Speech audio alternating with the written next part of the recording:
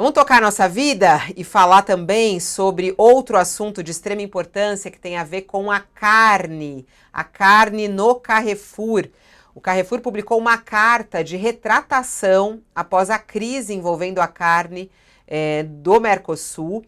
Essa é a novidade desse caso. A gente que ouviu aí o ministro da Agricultura reclamando em relação à decisão do Carrefour francês de suspender a compra da carne brasileira. Ele reclamou, falou que era absolutamente desproporcional, um absurdo, e disse inclusive que o Carrefour brasileiro também não deveria mais então vender a carne brasileira, já que lá na França isso não estava acontecendo. Bom, tá na nossa página do UOL, o Carrefour publicou uma carta de retratação e o fornecimento de carne será retomado. Essa é a coluna aqui da Raquel Landim. O Carrefour publicou na manhã de hoje um comunicado de retratação após a polêmica sobre a importação de carne no Mercosul.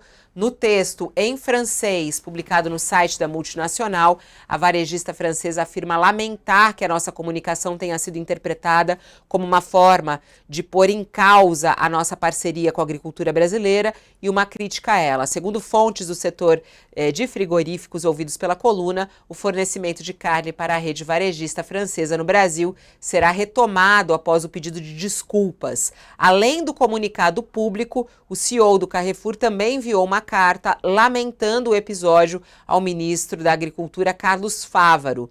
Mais de 80% do fornecimento de carne para o Carrefour do Brasil é feito pela gigante JBS, que liderava esse boicote. Os frigoríficos reclamavam do Carrefour espalhar mentiras sobre a sanidade da carne brasileira e de não privilegiar, de privilegiar a compra de carne francesa. E aí tem agora essa reviravolta desse caso com esse pedido de retratação. E aí, Sakamoto, assunto resolvido, então, com esse pedido de retratação ou não? Depende. A pergunta é depende. Porque é o seguinte, Fabíola, vamos ser sendo bem sincero, bem honesto, é o que eu tinha comentado ontem, inclusive, né? Primeiro que é o seguinte, tudo isso não ia durar. Tudo isso é um grande teatro. É um teatro por parte do Carrefour, né, que estava querendo atender a demanda dos parceiros na França, atender a demanda, fazer uma média junto com os produtores da França, junto com o governo francês, que está em meio à discussão do acordo de livre comércio entre o Brasil e o Mercosul, né?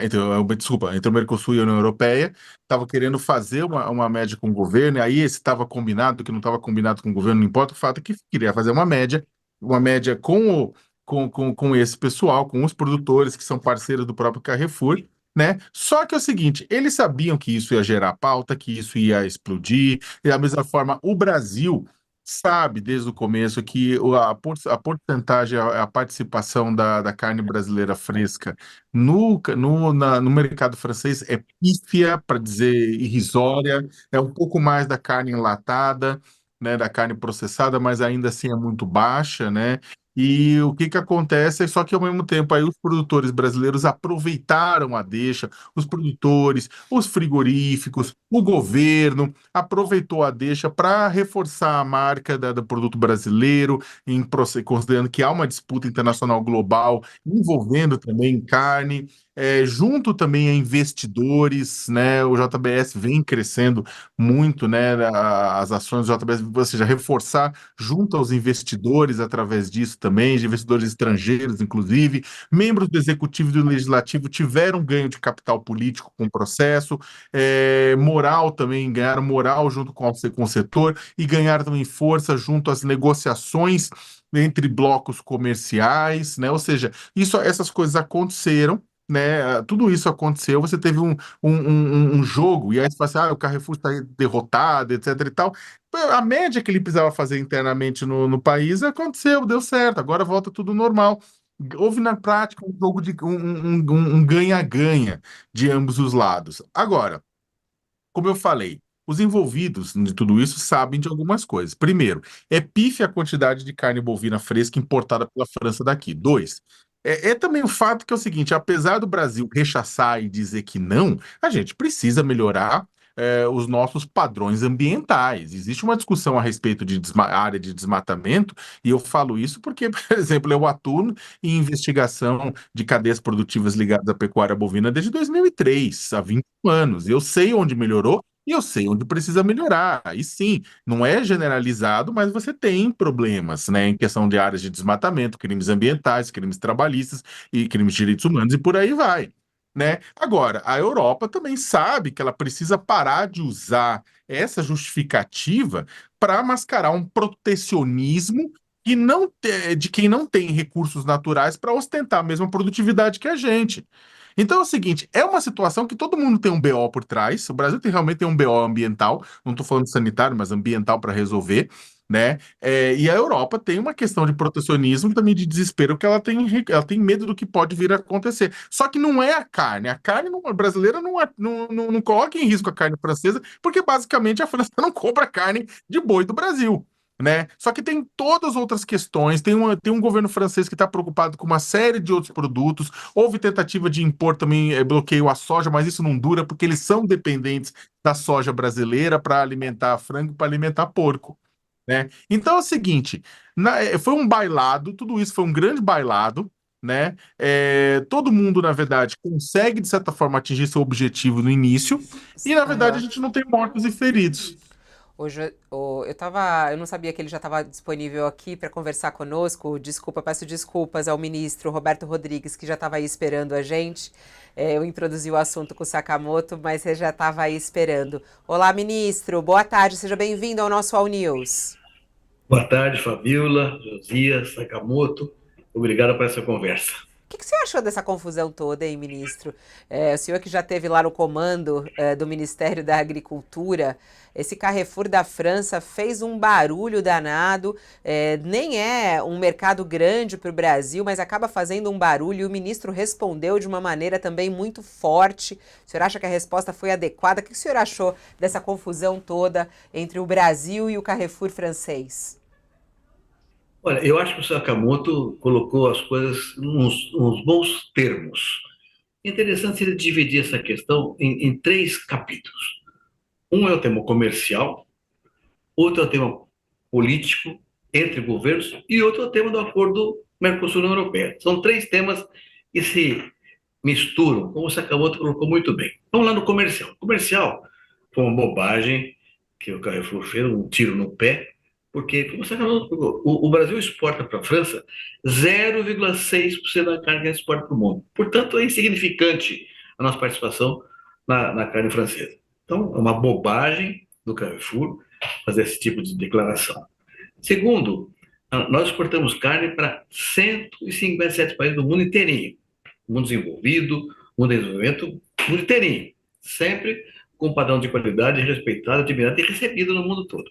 Portanto, o argumento colocado pelo Carrefour de que a carne não atendia aos procedimentos europeus é um argumento fraco, falso, mentiroso. A nossa carne é muito boa, é conhecida no mundo inteiro. Então, comercialmente, um erro para eles.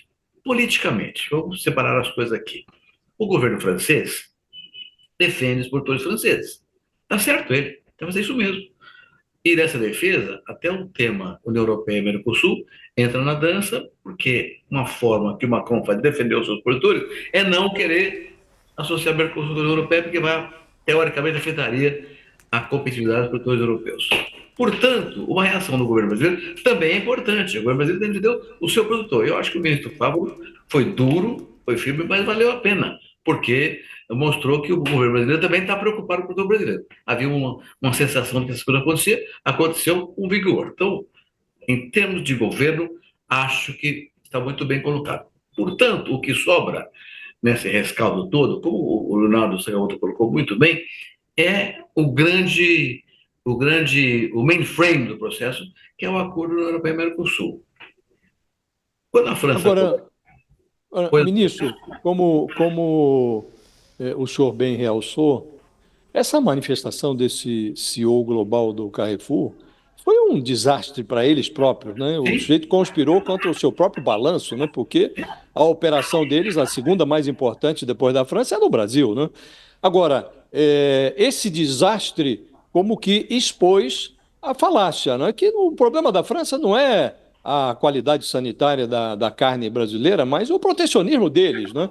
E os agricultores da França são muito ciosos do mercado e têm um pavor de concorrer com o agronegócio brasileiro. Agora, o que eu queria lhe perguntar é, do ponto de vista prático, o senhor acredita que isso daqui ajudou ou não tem interferência nenhuma? Qual é, a seu juízo, o futuro dessa tentativa de acertar o Mercosul com a comunidade europeia? Isso aqui foi um asterisco ou tem alguma influência nessa negociação que está sendo retomada hoje? Josias, eu não sei se a tua pergunta, eu vou dizer o que eu acho, tá certo? Mas eu não tenho certeza se eu estou correto ou não. O que está por trás disso é exatamente esse tema. União Europeia e Mercosul. Então, é a defesa do produto europeu por parte do governo, tudo certo. Agora, a burrice comercial do Carrefour não, já está, seja aquela coisa, é muito, muito, muito tolo mesmo. Agora, o que pode acontecer em relação ao Mercosul na Europeia? É interessante a União Europeia, é interessante para o Mercosul, é interessante para o mundo inteiro essa coisa acontecer. Então, seria de todo aconselhável que o acordo acontecesse. E nós não podemos admitir, de novo, reitero aqui o meu elogio ao Sakamoto, não podemos admitir é que o argumento legítimo, que é a defesa do meio ambiente, seja usado de forma hipócrita em relação à produção brasileira versus a europeia, maiormente a francesa. Esse é o nosso problema. O que nós temos de dificuldades aqui é ilegalidades cometidas no Brasil. Desmatamento ilegal, invasão de terra, incêndio criminoso, garimpo clandestino, isso é ilegal. E quem faz isso não é agricultor. Então não desmata ilegalmente, ele é louco, vai para a cadeia se ele desmatar ilegalmente. Então o que faz é bandido. O que tem que fazer é acabar com o que é ilegal. Porque o nosso concorrente, Europa ou qualquer outro país do mundo, usa a ilegalidade, misturando estação, atribuindo ao produtor rural brasileiro e desmerecendo, portanto, a nossa marca. Então, o problema é de reputação, José, é de reputação. O que aconteceu agora é isso, é tentar jogar para baixo a reputação nossa, tendo em vista segurar o acordo europeu-Mercosul. Que eu acho que vai sair, José. Acho que vai sair.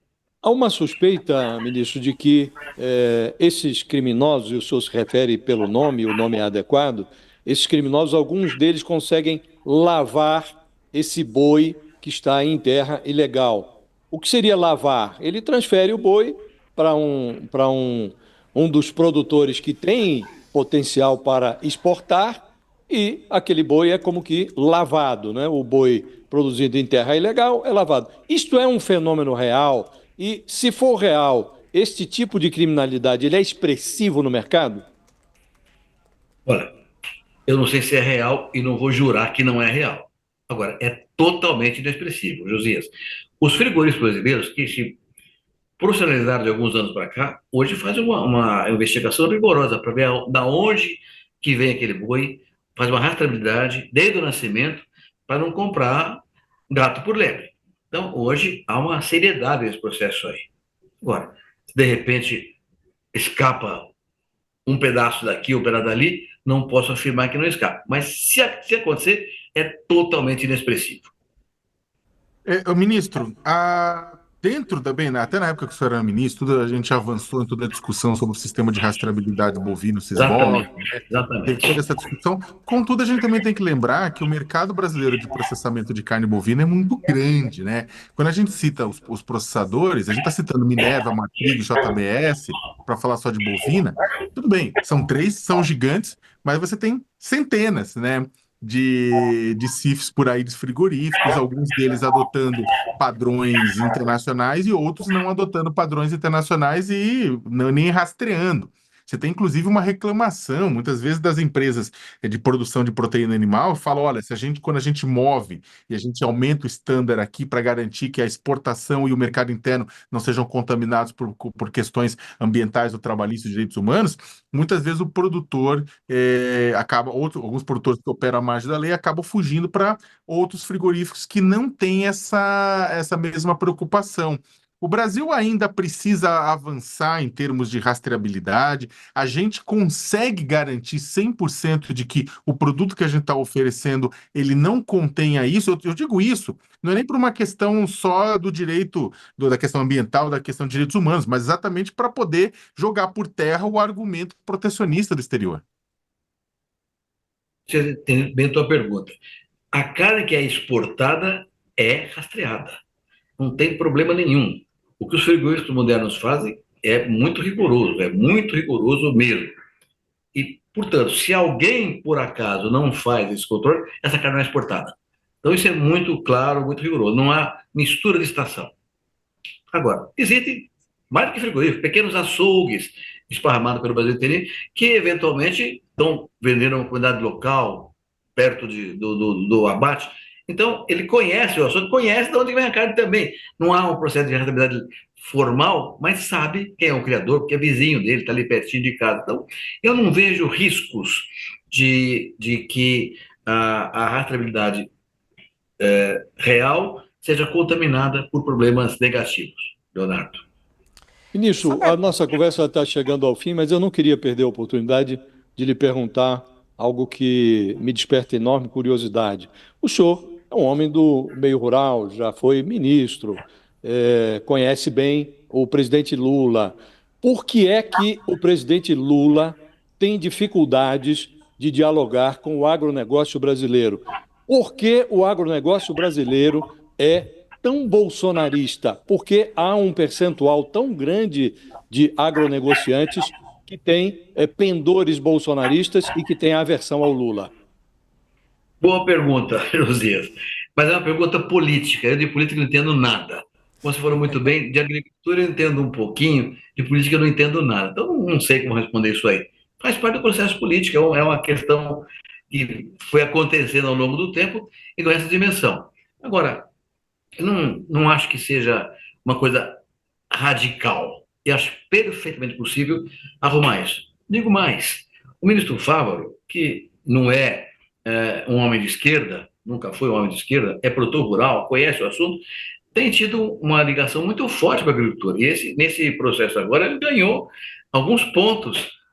Me lembro muito, você vai lembrar às vezes, você se lembra do tempo em que o Pratinho de Moraes era ministro da Agricultura e aconteceu da vaca louca no Canadá? Lembro muito. O Pratinho faturou com isso aí, porque olha, nós não temos vaca louca e a carne brasileira começou a crescer a exportação naquele período. Eu acho que o Fávaro ele tem competência técnica para defender a agricultura, sem se dispor com a agricultura, e tem uma condição política, eu até brinco muito, ele é Fávaro, mas ele é afável na conversa com a agricultura, e faz um meio de campo muito bom entre o setor e o governo. Eu espero que, com a sua competência, essas dificuldades, esse polarização desapareça, viu, José? Porque... Do ponto de vista prático, ministro, com todas as decisões que o presidente Lula adotou neste mandato, não vou nem falar de mandatos anteriores, o senhor estava lá no ministério e tal, mas neste mandato, o financiamento, as safras, tudo que o governo fez pelo agronegócio, já não foi o bastante para que o setor verificasse que não se está diante de um presidente esquerdista, contrário ao agronegócio? Por que ainda tem essa resistência? Não sei, nós vamos investigar. Ministro, você sabe, ministro. Vamos investigar. O que o senhor ouve aí nos bastidores, nos corredores das fazendas, ministro? Eu ouço uma certa preocupação, né? Quando o presidente leva nas suas viagens o presidente do MST e não leva o presidente da CNA, por exemplo, né? Tem uma posição prévia. Quando ele coloca uma ampla dificuldade em relação aos defensivos agrícolas, que são uma coisa formidável. O Brasil hoje é o maior produtor mundial de bioinsumos e crescendo cada vez mais em relação ao planeta inteirinho. Por razão óbvia, um país tropical tem muito mais insumos produzidos por cada da origem da matéria-prima, que é muito melhor do que qualquer país temperado. Quando ele coloca um tema em relação a terras indígenas, são temas que incomodam a agricultura, incomodam o produtor rural. e a gente gostaria de ter uma coisa muito mais tranquila nessa direção. Então, eu estou muito confiante que tanto o Fávaro quanto o vice-presidente Geraldo Alckmin estão trabalhando para desmanchar isso tudo que começou, Josias, na verdade começou por causa de um erro.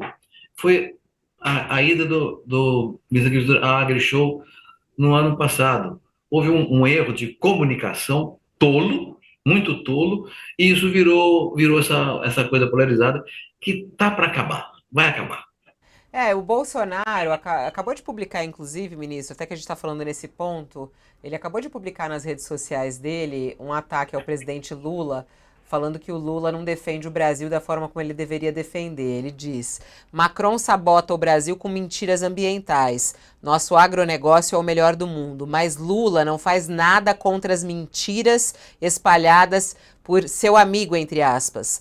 Fraco e submisso, ele chamando Lula de fraco e submisso. No meu governo, respondemos esses ataques à altura. O Brasil é soberano e não deve se curvar a ninguém. Você acha que o Lula foi fraco e submisso nesse caso, ministro? Acha que o Lula deveria ter respondido? Ou não, o ministro da Agricultura que ficou a cargo disso foi o suficiente?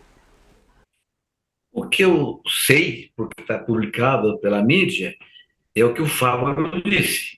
Ele disse que o presidente determinou ele que reagisse com dureza no processo. Então é o que eu sei, nada mais do que isso.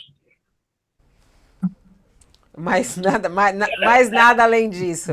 O ministro sempre muito ponderado. O senhor continua conversando bastante com Lula, ministro? O ministro guarda a política para ele, né? O ministro guarda a política para ele. É isso. O senhor continua conversando com o Lula? O senhor é amigo do Lula? Continua conversando com ele, não? Não, nunca mais conversei com ele, Fabíola, nunca mais. Desde antes da eleição, nunca mais conversei. Depois que ele deixou o governo, conversei com ele algumas vezes, inclusive levei algumas ideias para discussão, sobretudo na área do biocombustível, quando a presidente Dilma combateu o biocombustível, deu um azar muito grande para isso. Mas depois, há muito tempo que não converso com ele. Esse é um erro, né, ministro? Mostra um pouco por que é que o presidente Lula tem tanta dificuldade de dialogar com o setor, né? Uma pessoa como o senhor, que não tem aversão a ele, tem uma penetração impressionante no agronegócio brasileiro, e ele não o chamou para conversar ainda. Isso é de uma incompetência política inominável, né? Yes. Eu falo com ele através do Fávaro, né? Na verdade, o Jorge Viana, da PEC, também é uma pessoa que eu tenho muito contato, e o próprio presidente Geraldo Alckmin. Mas só para você ter uma ideia de que as coisas funcionam, no começo do governo, no ano passado, houve uma discussão sobre a Embrapa. O que fazer com a Embrapa? E o Fávaro me ligou e falou: olha, quero criar um grupo de trabalho para discutir uma reforma da Embrapa. Você topa? Foi topo. E fez um grupo de trabalho ótimo, com o Silvio Cristiano no comando, o Guedes, o Pedro Camargo Neto e uma economista, Ana Célia, do Rio de Janeiro. Trabalhamos 4 meses, era uma bela proposta para fazer a reformulação da Embrapa. Então, as coisas andam, de alguma forma, na comunicação. Com o presidente, nunca mais conversei, mas com o Fávaro, com o vice-presidente, com o presidente da Apex e com outros ministros tenho bastante assunto ainda, viu, Josias? Os assessores dele, os ministros, costumam assistir esse programa. Eu não acredito que não vão chamá-lo para uma conversa. É muita incompetência, ministro. Ai. Ministro, obrigada por ter vindo aqui. Fazia tempo que a gente estava tentando conversar com o senhor. É sempre muito, muito interessante a sua palavra aqui. Até uma próxima oportunidade. Muito obrigado, foi um prazer. Até a próxima. Obrigado, ministro. Até logo. 12h38. Um intervalo para quem está conosco na TV. Olha, e em breve estaremos na Claro também. Você que gosta de nos acompanhar na TV, em breve estaremos também na Claro, no canal 546. Um intervalo, já voltamos.